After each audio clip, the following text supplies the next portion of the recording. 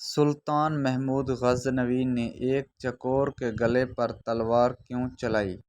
اصل وجہ سن کر آپ حیران رہ جائیں گے۔ سلطان محمود غزنوی کے پاس کسی نے ایک چکور لایا جس کا ایک پاؤں نہیں تھا۔ جب محمود غزنوی نے اس سے چکور کی قیمت پوچھی تو اس مالک نے اسے بہت مہنگا بتا دیا۔ تو سلطان محمود غزنوی نے اسے پوچھا کہ اس کا ایک پاؤں بھی نہیں ہے تو قیمت اتنی اوپر کیوں؟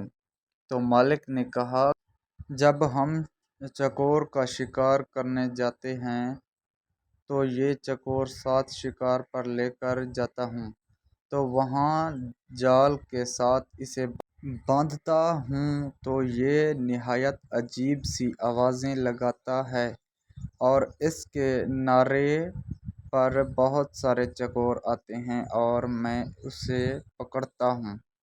تو سلطان محمود غزنوی نے اسے چکور کا قیمت مالک کو دے کر چکور کا سر تن سے جدا کر دیا۔ مالک نے پوچھا کہ اتنا قیمت دینے کے باوجود اس کو کیوں مارا؟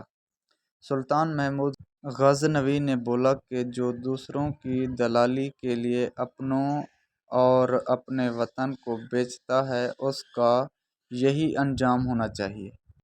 دوستو، ویڈیو پسند آئے تو لائک کریں اور چینل کو سبسکرائب کریں اور کامنٹ میں اپنی رائے ضرور دینا۔